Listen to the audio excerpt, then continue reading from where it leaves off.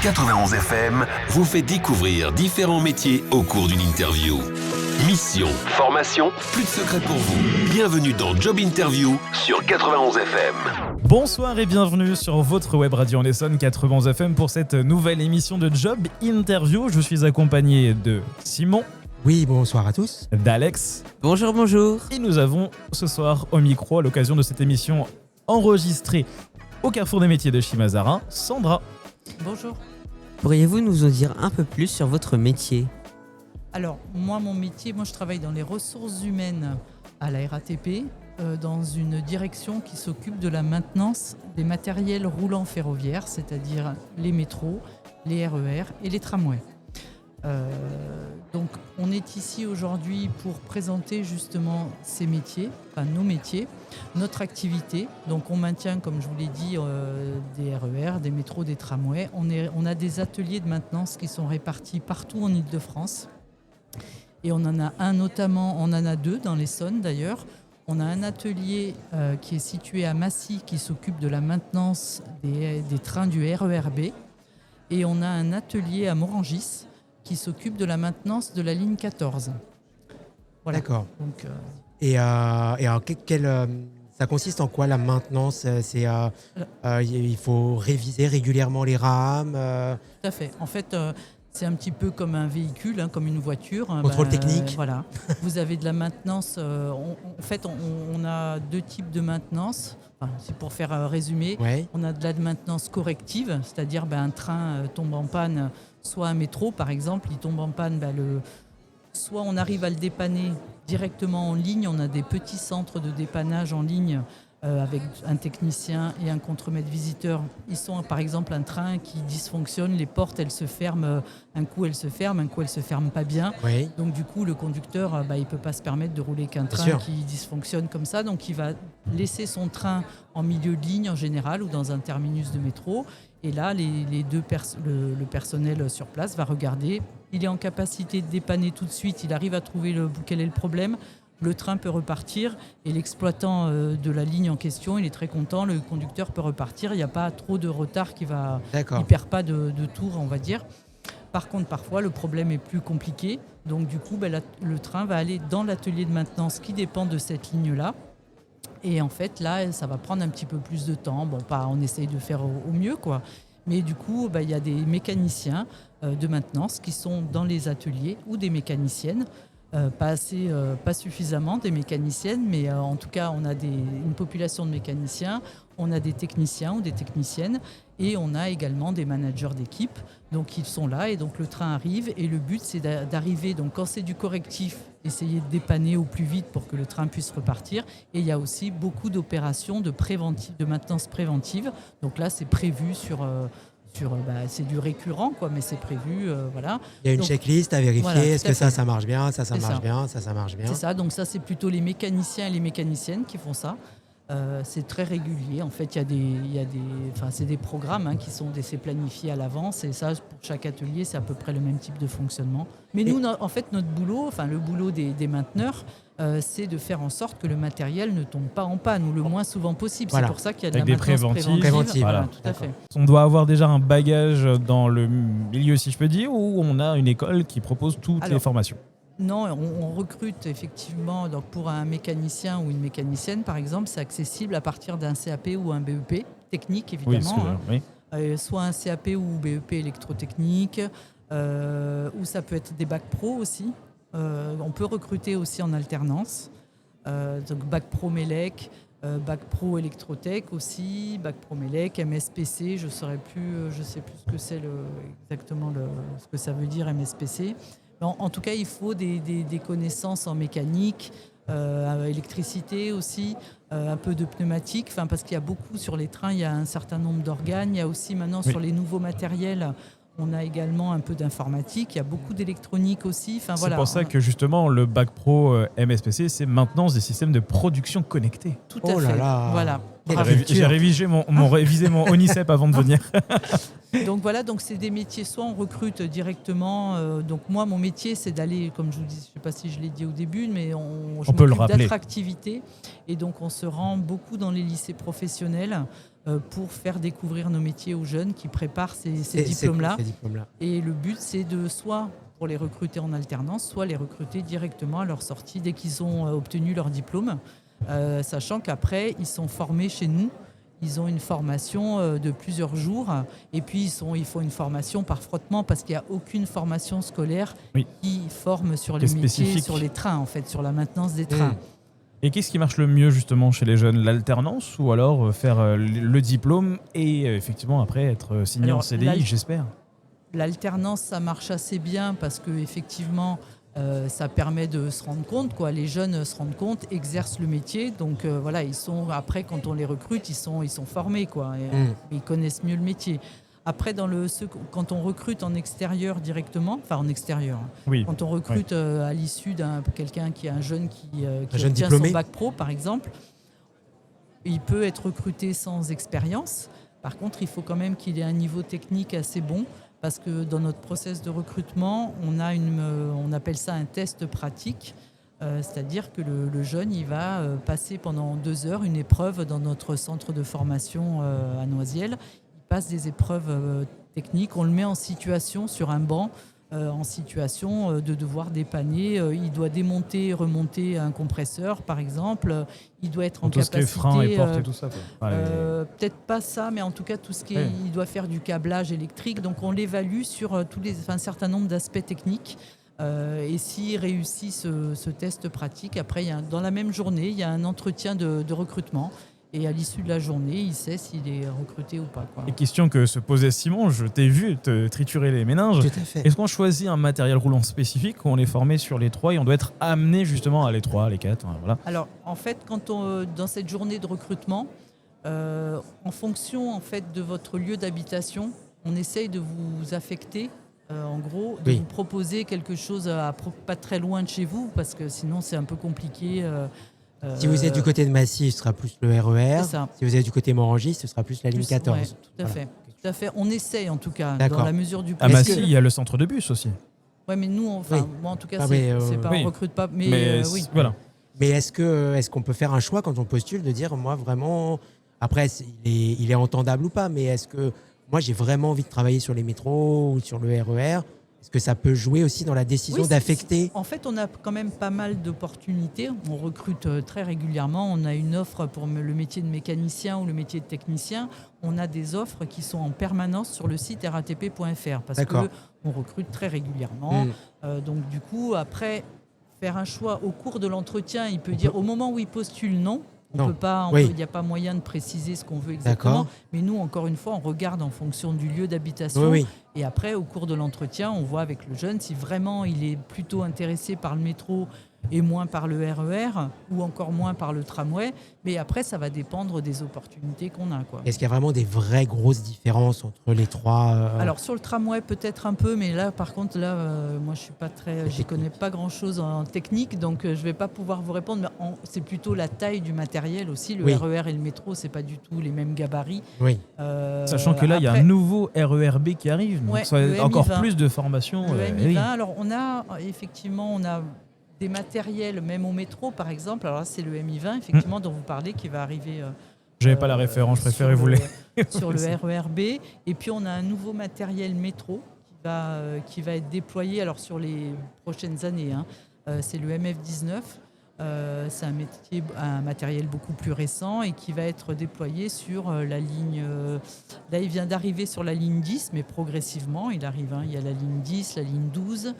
la ligne 7, la ligne 8, j'en oublie.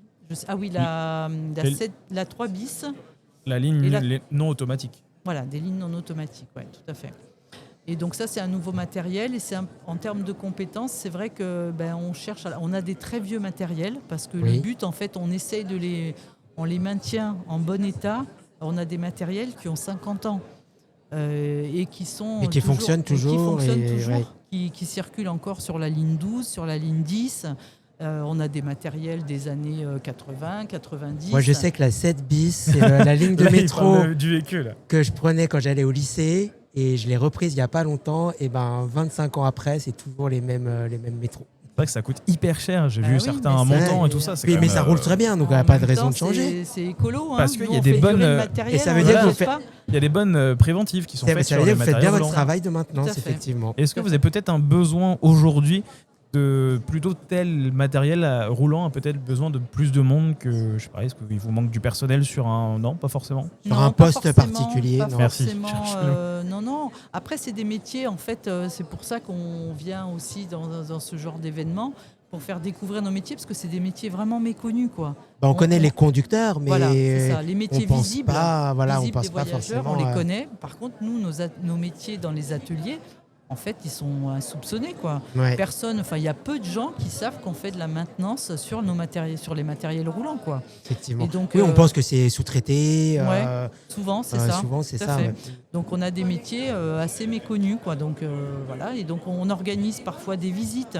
S'il y a des lycées qui sont intéressés pour faire découvrir, des lycées professionnels, Oui, j'entends, bien sûr. pour faire découvrir à leurs élèves un peu notre activité, ça permet de se projeter, de découvrir un peu ce qu'on fait et de manière plus concrète.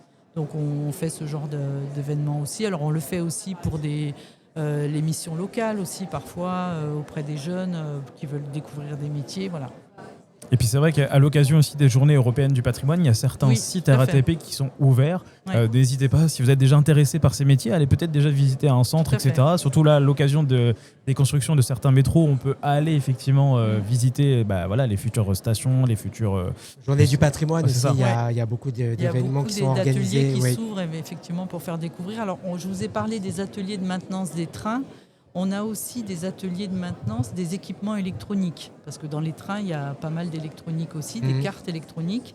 Et en fait, on a un atelier de maintenance qui s'occupe de ça uniquement. Spécifique. Spécifique pour les équipements électroniques. Donc c'est quand les cartes elles dysfonctionnent, elles sont déposées par l'atelier en question et elles sont emmenées dans cet atelier-là. Donc là, c'est pareil, c'est des métiers très méconnus, des métiers d'électronicien ou de technicien en électronique. On a aussi des ateliers qui font de la maintenance patrimoniale. C'est-à-dire que dans ces ateliers-là, vous ne trouverez pas de trains en eux-mêmes, mais plutôt des organes qui auront été déposés. Par exemple, les bogies. Donc les roues. Alors, c'est ce qui emmène les roues, en fait. Le gros bloc qui est... Sous les, nous, on appelle ça des voitures, c'est des wagons, quoi, si vous voulez. Et en fait, ces bogies, tous les 800 000 km, ils sont déposés pour être vérifiés, pour voir si tout va bien, s'ils peuvent continuer encore de repartir pour 800 000 km. Donc, le but, c'est vraiment de faire durer le matériel, donc on les révise. Donc là, c'est dans ces ateliers-là, donc des ateliers de maintenance patrimoniale, ça peut être des bogies, ça peut être des gros organes comme des compresseurs. Mettre un petit peu de WD-40 pour que ça roule, tu vois. Un dégrippant. Je sais pas si c'est un peu plus spécifique que ça. Un petit peu plus spécifique. Donc voilà, on a des métiers, on a aussi des métiers comme des métiers de chaudronnier, alors moins, mais on en a aussi, chaudronnier, des soudeurs, des métiers vraiment très spécifiques et un peu méconnus, quoi. Mais le gros volume de nos besoins, c'est plutôt sur le métier de mécanicien, mécanicienne, technicien, technicienne. Voilà. Est-ce qu'on peut avoir... je ne sais pas si on pense à la même chose. Au niveau de la rémunération... C'est ce que j'allais dire. Oh, mais incroyable. Alors, au niveau grosso modo, au début de carrière... Alors, en début de carrière, sur le métier de mécanicienne de maintenance, sans expérience, sortie d'école, par exemple, c'est ça. Ouais. C'est à partir de 28 € par an, mais c'est sur 13 mois, donc ça revient, mais c'est du brut, ça revient à peu près 2 000 € brut par mois. D'accord. Ça, c'est sans aucune expérience. Après, plus vous avez de l'expérience et plus ça peut fluctuer. Il peut y avoir une évolution, on peut finir bien sûr, comment on dit, chef d'équipe. Alors, en fait, quand on rentre à la RATP, il y a aussi des métiers qui sont accessibles sans diplôme dans nos ateliers. Des métiers d'opérateurs non qualifiés de maintenance. Alors en ce moment, on n'a pas de besoin, mais pour des gens qui n'ont aucun diplôme, mais qui ont une appétence pour la technique, c'est possible d'être recruté sans diplôme. Donc là, c'est plutôt pour faire du nettoyage de train, ranger du matériel, accompagner plutôt les mécaniciens dans leur quotidien. Mais il y a la possibilité, si la personne elle est un tant soit peu motivé, il y a possibilité, on propose des formations pour se qualifier sur un métier de mécanicien et il y en a très régulièrement qui se qualifient. Et également pour les mécaniciens, les mécaniciennes, on rentre mécanicienne, vous pouvez tout à fait évoluer, il y a des formations, il y a des cursus de la promotion sociale, et là vous pouvez évoluer vers un métier soit de manager d'équipe, ou alors de contremaître visiteur. C'est ceux dont je parlais tout à l'heure du centre de dépannage des trains qui sont sur les lignes de métro. Les contremaîtres visiteurs, c'est des personnes qui ont un bac +2 ou +3 et qui sont amenées à faire un peu d'encadrement. Ils travaillent en binôme avec un technicien. D'accord. Donc ils ont une casquette quand même très technique. Il faut qu'ils aient des compétences techniques assez poussées. Et ils font aussi de l'encadrement. D'accord. Est-ce qu'il y a aussi peut-être des avantages, d'autres avantages à intégrer le groupe RATP? L'avantage, c'est que c'est une grosse boîte. La RATP, il y a des possibilités d'évolution, comme je vous disais déjà, verticales. Vous pouvez tout à fait évoluer pour peu que vous ayez un peu d'envie, de motivation et du potentiel, la capacité de le faire. Mais également, vous pouvez faire des mobilités horizontales, on va dire, soit vers d'autres départements de maintenance.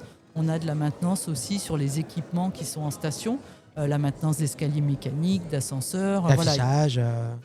Non, affichage, non. J'aime bien te tenter. Et non. Non, mais après, il y a des possibilités d'évolution. C'est une entreprise qui le permet, en tout cas, de faire de la mobilité. Et puis on a peut-être la sûreté de l'emploi aussi. C'est pas une entreprise qui va fermer demain ou après-demain. Tout à fait. Et puis voilà, quoi. Et puis c'est une entreprise vraiment qui valorise l'humain, quoi. On essaye on accompagne les salariés pour évoluer. Donc notamment chez nous à MRF, ça c'est clair. Mais aussi à peu près partout à la RATP en tout cas. Et on peut évoluer dans les autres entités du groupe aussi? Ce que je vous disais, soit vers la maintenance, en tout cas pour un mainteneur, ils ont plutôt envie de rester dans un domaine technique en général. Donc soit nous, ils peuvent changer d'atelier s'ils déménagent, ils veulent se rapprocher de chez eux par exemple. Oui. Mais ça peut être vers la maintenance des équipements. Dans les espaces, je vous disais, les escaliers mécaniques, les ascenseurs par exemple. Après, ça peut être quelqu'un qui veut devenir conducteur de métro, pourquoi pas aussi, ça arrive, qui veut se diriger. Au moins, il connaît le plutôt vers matériel. Voilà. En fait, il intervient lui-même sur. Lui, il est parfait. Il conduit, il répare, il fait tout. Mais en général, c'est plutôt des évolutions verticales, on va dire, avec de la promotion, en fait. D'accord. Promotion sociale. Comme tu disais. On passe chef d'atelier. Après, c'est des métiers qui vous permettent aussi.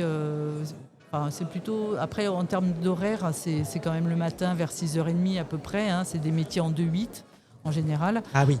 Voilà. Et puis, parfois, on travaille le week-end. Il y a quelques astreintes sur les week-ends. Oui, parce qu'il faut, tant que les trains roulent, il faut qu'il y ait quelqu'un qui puisse. S'ils tombent en panne le week-end, il faut qu'on soit capable. Voilà, c'est de 5h, à peu près 5-6 heures. Les métros, oui. Les premiers métros, voilà. Jusqu'à 2h le week-end. Donc, du coup, il faut qu'il y ait une astreinte, quoi qu'il arrive, quand ça roule. Quoi. Très bien. Merci Sandra. On peut avoir plus d'informations sur ratp.com. Pour avoir plus d'informations sur les métiers, etc. Alors, c'est ratp.fr. D'accord. /carrière. Donc là, c'est le site de la RATP où vous avez accès à toutes les offres de la RATP.